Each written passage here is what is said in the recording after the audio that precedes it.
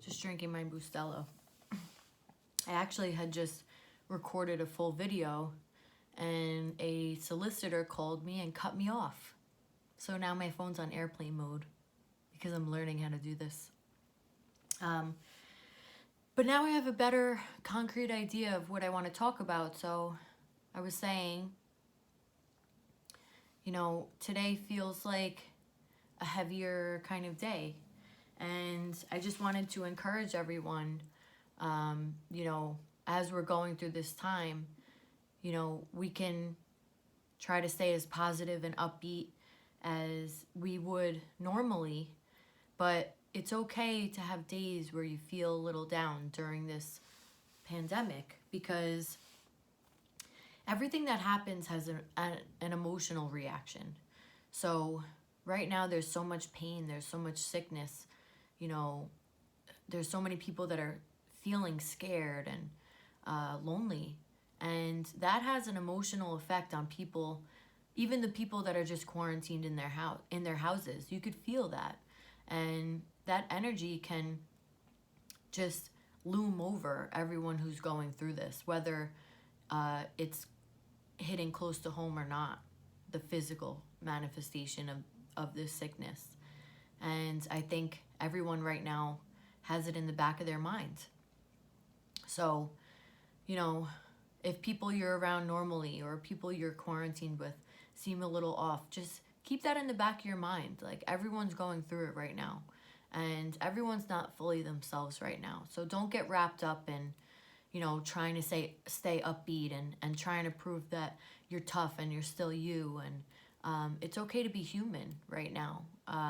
It's okay to join in on, the people that are really going through it. And the only way to battle that feeling of being scared and being worried is to love on everybody.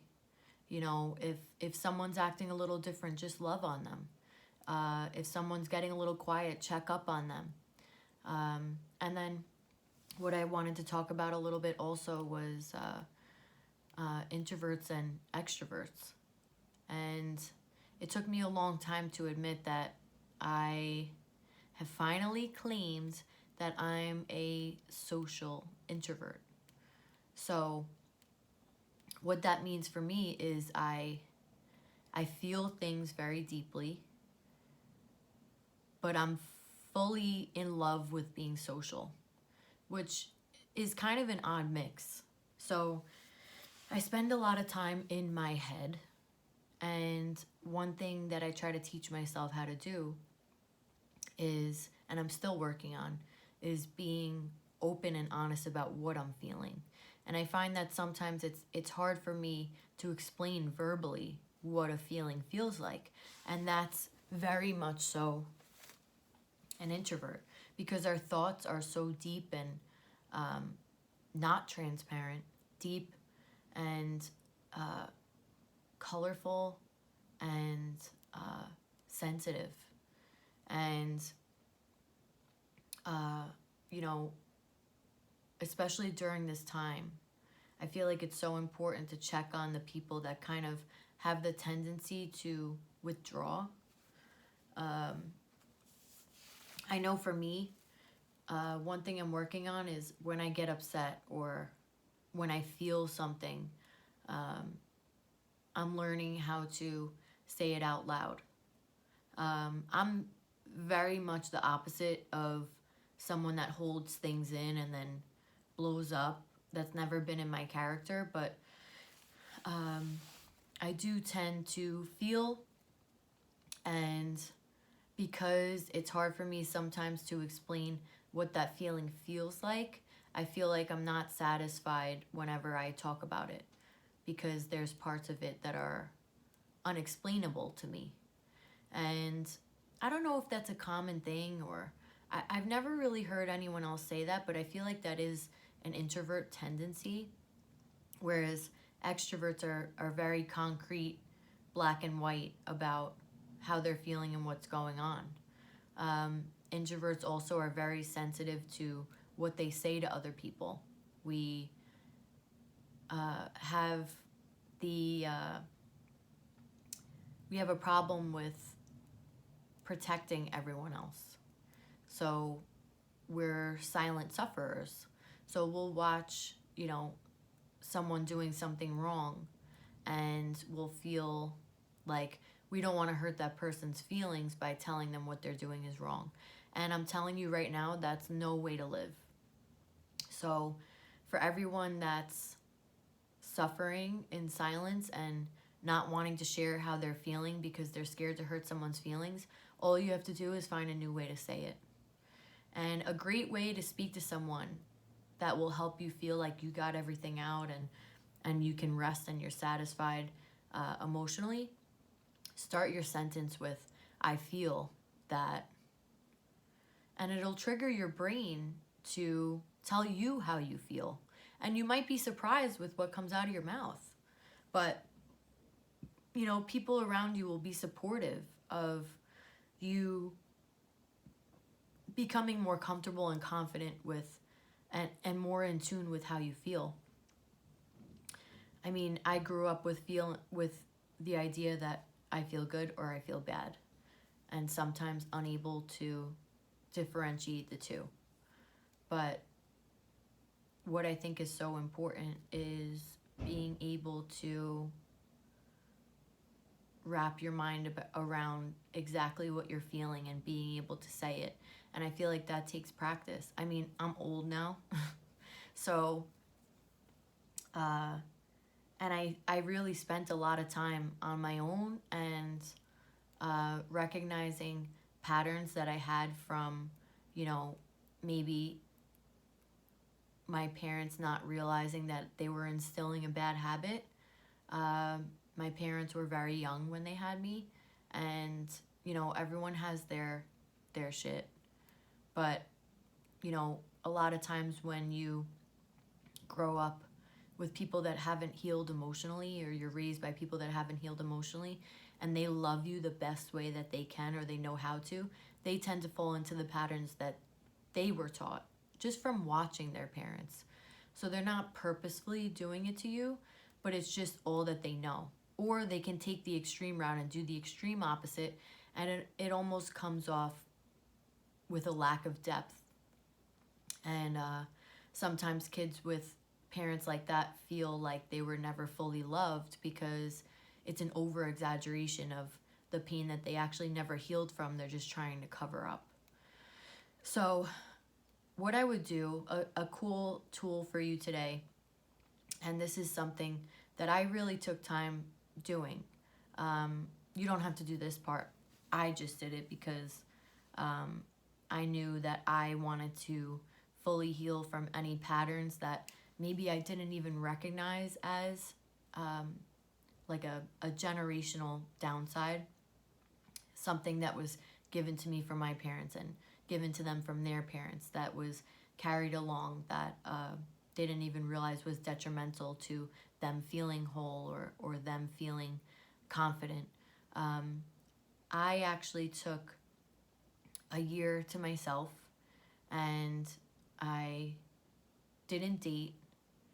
I spent a lot of time at home, and not in a, oh, she's so sad kind of way, in a, in an assertive way.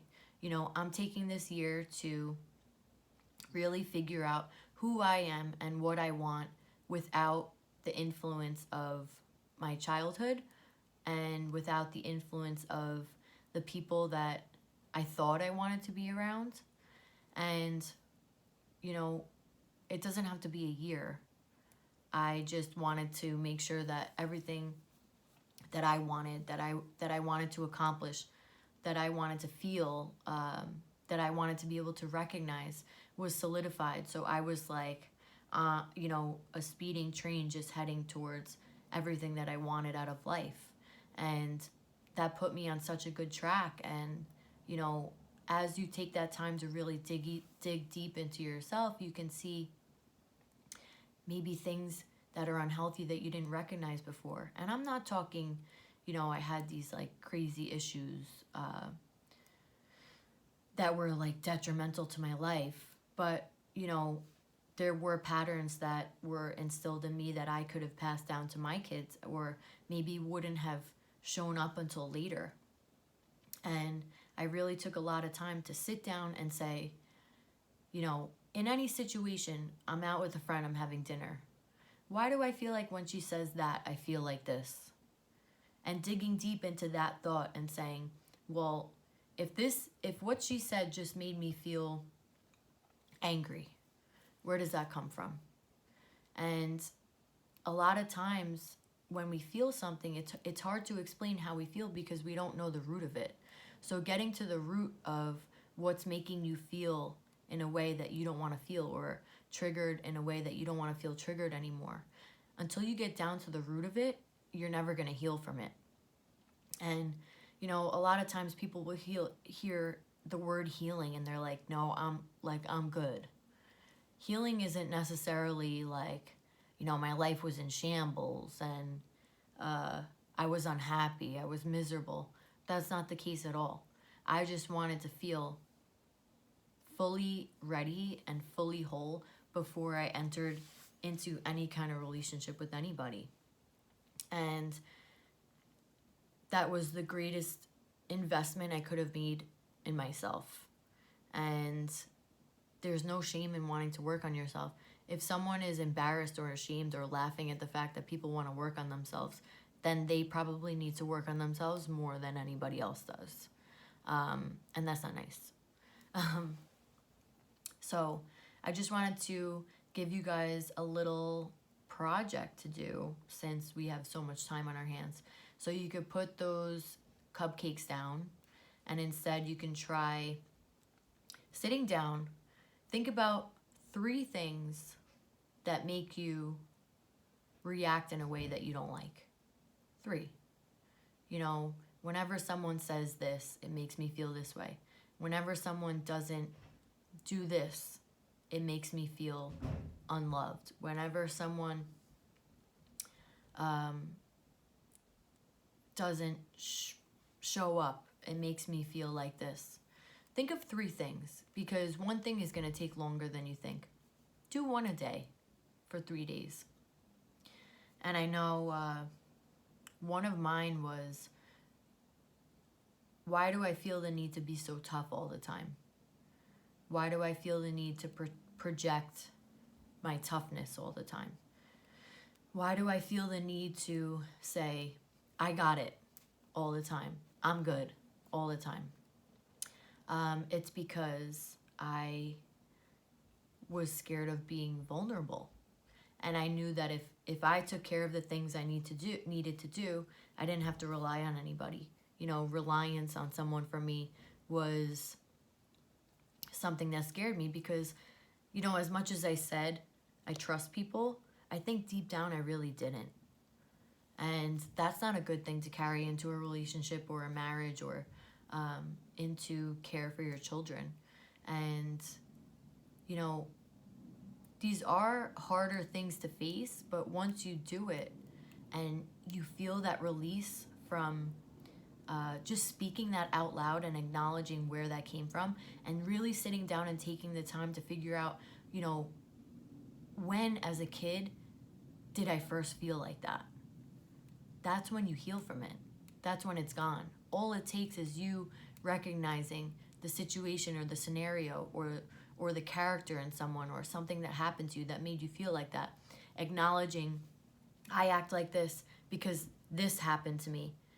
You're going back to that time when you were a kid and you're loving on yourself and saying, I know you act like this to try to protect yourself from this, but you don't have to do that anymore.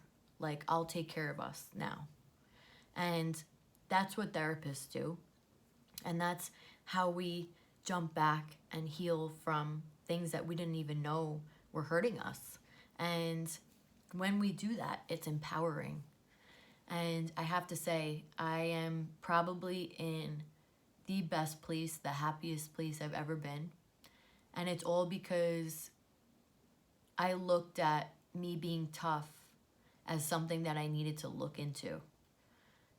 Feeling that kind of bit of rage when someone, or uncomfortability when someone would give me something like buy me a gift or say, here, let me help you with that, and feeling that adrenaline rush of, no, I got it. And, you know, taking someone's help doesn't mean you're not independent anymore. And I think watching relationships where the woman was, weak or so reliant on a man made me like, ugh, like disgusted with that. Because, as a kid, you can recognize that as weakness, that someone has control over you. But in reality, how we should look at it as, someone else is an add-on to your life. So yes, you're capable. Yes, you're independent. But when someone loves you and they want to show you they care by helping you, let them. And the only way to and that's just an example of something that I had to go through. But going back and digging deep into these periods of your life where something flipped the switch, that's where you heal. That's where that's lifted off of you. That's where you feel like you could put the bag of bricks down. And I just want to encourage you that healing from, childhood things that make us hold on to character that we want to let go of makes you strong. It makes you capable of being in a healthy relationship. It makes you not dependent on someone else to make you happy. It means you're happy already. You go back and you love on the child you that went through something that made you grip onto a false sense of character that is keeping you from seeing who you really want to be and who you are without that. And that's freedom. Freedom is walking outside, and I'm looking out the window right now, and I remember as I started that journey, there was one day that I walked outside and I just looked up and I took a deep breath in, and for the first time I felt like, I'm starting to get to know myself without the influence of any childhood influence that had a negative impact on me. And I started to love everything that I truly loved. And you start to come into a true sense of who you are. And there's no shame in that. The people that laugh about it are the people that need to do the work. And that's what, kind of makes social media really cool, because I see so many Instagrams and businesses now that do just what I'm doing now. They sit with you and they talk with you and they coach you through these things. But the reality of it is, once you know how to do it, you don't necessarily have to, have someone coach you. If you feel more comfortable with therapy or whatever it may be for you, that's okay too. I'm very pro therapy. If you need it, do it. For me, it was almost like a passion of mine to be able to care and love on people and guide them through healing. So for me, my best path was to heal through, prayer and really digging deep into traumas that instilled in me maybe character that made me feel like I wasn't being true to myself. And I was blessed with friends that weren't scared to say, like, hey, I think you do that because of this. Thank God for friends that know your whole story and can see maybe where you picked up traits from. So the goal is finding your true self, because that's when you're your happiest. And, I realized along the way that we're never really done. And, there might be traits or things that you like about you that you wouldn't have liked before because you were so wrapped up in the image that you created to protect yourself. But that's what our bodies and our hearts and our minds were designed to do. So be grateful for that. A lot of times our brain protects ourselves, and at that time we need it, and it creates characters and traits in us that we needed to get through a season. And that's okay. You know, it's really a beautiful thing that our mind is able to do that, block something out, and then tell you, you know, you don't like this. And we might not know why, but it's our brain protecting us from a memory or whatever the case may be. But until you really dig deep and face those things that almost feel innate, like this doesn't feel comfortable for me to do, but it's something I really want to do. Those are the things and the areas usually where you need to dig deep and find out where that stems from. Because let me tell you, finding your truest self is the greatest thing you can do. And at first it gets ugly because you're like, wow, I have a lot of shit going on up here, whether people see it or not. Because I was always the loving, fun, generous, happy girl. I was never a sad, quiet kind of girl. So, you know, for me, it was harder to kind of recognize areas where I needed work, or, you know, areas that I picked up habits that I didn't like because I was happy. And, you know, that's harder to pick up on, and it's harder for other people to recognize. And I think for me growing up, you know, my family was very concerned with image and how we looked. And so I always felt like as long as I look good on the outside and people, you know, see me as this happy girl, I'm good. That makes me happy. And I think deep down I wanted more than that. Yeah, so today is going to be a good day. And thank you for listening. Thank you for sharing.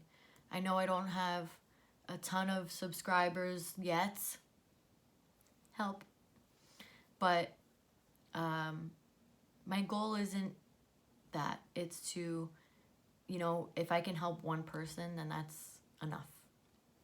And thanks for watching. I'll see you guys soon.